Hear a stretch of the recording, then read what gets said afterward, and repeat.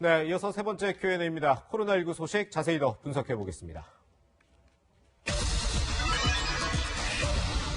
네, 자세한 이야기 천은미 이대 목동병원 호흡기내과 교수님과 함께 짚어보겠습니다. 네, 교수님, 코로나19 신규 확진자 어제 869명 추가로 발생했더라고요. 이틀 전에 비하면 그래도 한 200명 정도 적어진 건데 좀 의미 부여할 수 있을까요? 네, 오늘이 화요일이기 때문에 조금 효율 효과는 조금 떨어진 상태인데 예. 조금 줄었습니다. 예. 그래서 그런 점은 상당히 좀 깊은 소식인데요. 사실은 이제 많이 집단적으로 또 한 곳에서 발생을 하면 또 올라갈 수는 있고요. 네. 또 두 번째로는 사망자가 너무 많습니다. 예. 네, 사망자 오늘도 24명이기 때문에 그거는 우리가 이제 집중적으로 치료 능력이, 그러니까 의료계에 과부하가 걸렸다는 거를 좀 간접적으로 시사하는 면이기 때문에 네. 네, 그 점이 조금 많이 염려스럽습니다. 예. 네, 연말 연시를 앞두고 정부가 오늘 방역 대책을 발표했습니다. 직접 듣고 오시죠. 이번 특별대책은 성탄절 전날부터 새해 연휴가 끝나는 날까지 전국에 걸쳐서 시행하며 거리두기 3단계보다 더 강화된 방역 조치도 함께 담아 3차 유행의 기세를 확실히 꺾고자 합니다. 스키장을 비롯한 겨울 스포츠 시설 운영을 전면 중단하고 연말 연시에 인파가 많이 몰리는 주요 관광 명소도 과감하게 폐쇄하겠습니다. 또한 5인 이상의 사적인 모임까지도 제한하고 일상생활 속 감염의 고리를 철저히 차단하겠습니다.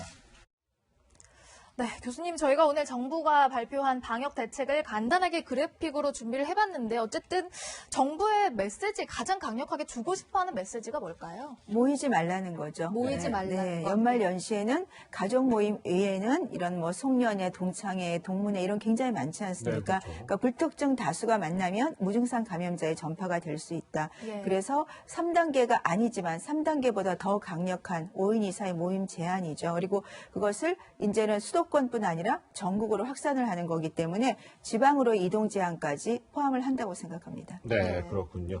이 정부의 특별방역대책과는 또 별개로 어제 이 서울시를 비롯한 수도권 지방자치단체들이 발표한 내용이 바로 이제 내일 자정부터는 5인 이상의 사적 모임을 모두 금지하겠다 이런 내용인 건데 이 부분도 참 많은 분들이 궁금해해요.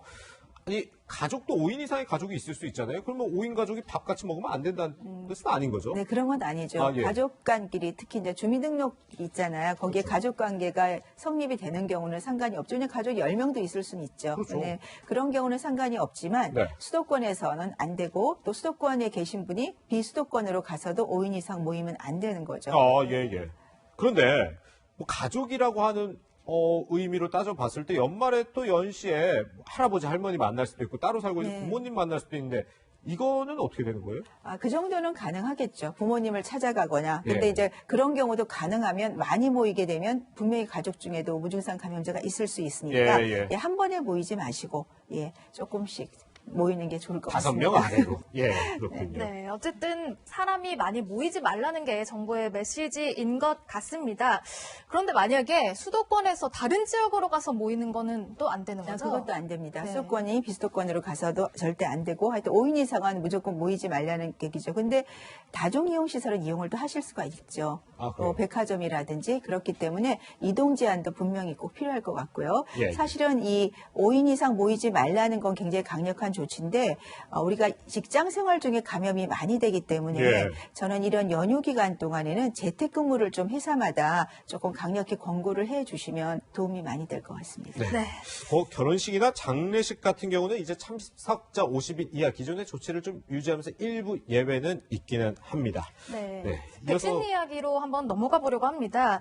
미국에서는 이제 백신을 맞은 간호사가 인터뷰 도중에 잠시 실신을 하는 장면이 이제 생중계가 되면서 일부에서는 교수님 백신에 대한 뭐 음모론, 괴담 이런 것들도 퍼지기로 했습니다. 지금 저 장면인데요. 간호사가 백신을 맞은 뒤에 인터뷰를 하려고 이제 카메라 앞에 섰다가 잠시 어지러움증을 호소하면서 쓰러지는 모습. 저렇게 뭐 위험한 건 아니냐 이런 이야기가 나왔습니다만 이 간호사와 같은 병원에 근무하는 한인 의사는 또 유튜브를 통해서 이후의 상황을 전하기도 했습니다. 그 모습도 한번 준비되어 있는데 목소리로 한번 확인해 보시죠. 지금 병원에 막 출근을 했는데 오늘은 출근하자마자 백신부터 맞는 날입니다. 네, 화이자 백신. 백신 접종을 시작한 첫날 이게 해프닝이 있었습니다. 저희 병원 간호사 왔고요. 단순히 좀 이제 카메라 받고 뭐 긴장되고 막 이렇게 흥분되고 막 이렇게 하니까 이제 졸졸한 것 같아요.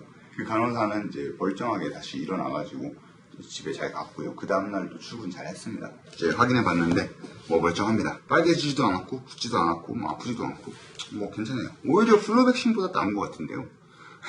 근데 이제 시리즈 2 해가지고 두 번째 샷을 이제 3주 후에 맞을 거니까 그래 좀 더 리액션이 있다고 해요. 뭐 그때 이제 보면 되겠죠.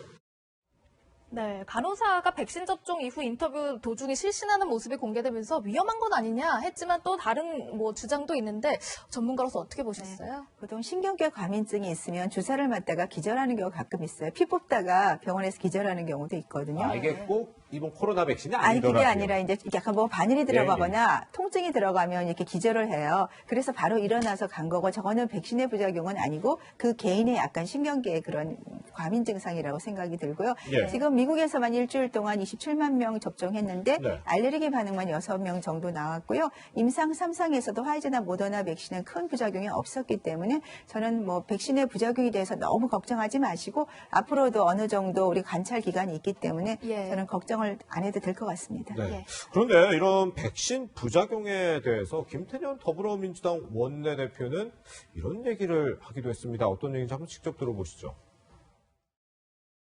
백신 접종은 전 국민이 그 대상입니다.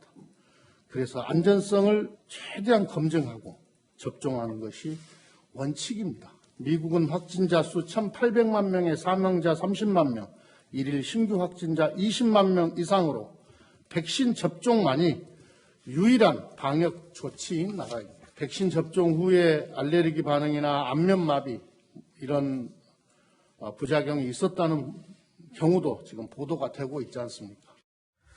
네, 이게 물론 뭐 정부의 백신 확보가 좀 지연되는 거 아니냐 이런 지적에 대해서 반박을 하면서 나온 얘기인데 사실 다른 나라들 보면 지도자들이 앞장서서 이 백신 접종 공포감 가질 필요 없다 이렇게 나오고 있는데 저렇게 오히려 공포감을 주는 거 아닌가 조금 우려가 되긴 해요. 네, 지금 나온 알레르기 부작용이나 안면마비는 거의 다 좋아졌고요. 예, 예. 사실은 큰 부작용이 아니고 우리가 백신을 맞게 되면 알레르기가 있는 분들은 조심을 해야 되거든요. 네. 계란 알레르기 그런 정도의 부작용이라고 생각이 들고요. 우리가 뭐 백신을 맞고 사망을 했다든지 그런 부작용은 아직 나온 예가 없습니다. 아, 예, 예. 네, 그래서 사실은 지도자들이 백신을 맞게 이렇게 격려하기 위해서 우리가 스스로 맞는 모습을 많이 보기 때문에 저는 우리나라도 백신이 들어오면 지도자께서 먼저 접종을 해보는 것도 굉장히 격려가 될 거라고 생각합니다. 그렇군요. 정부는 어제 이 아스트라제네카 백신이 내년 2월, 3월에 국내에 들어온다 이러면서 진행 과정을 신뢰해달라 이렇게 이야기를 했는데요. 일부 전문가들은 좀 다른 백신보다 꼼꼼한 점검이 필요하다라고 주장하기도 하는데 어떻게 보세요? 아스트라제네카가 원래 가장 빨리 나올 백신이었습니다. 아, 그런데 임상 3상 도중에 조금 그 부작용 문제 때문에 좀 중단이 됐었습니다. 그렇게 하고 두 번째로는 그 용량에 따라서 62%와 90% 다르게 나온 거죠.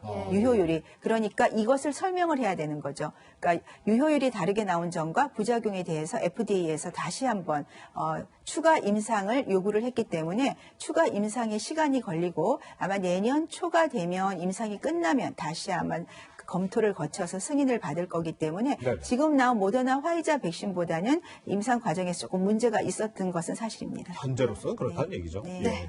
코로나19 소식과 백신 이야기까지 천은미 교수님과 함께했습니다. 교수님 감사합니다.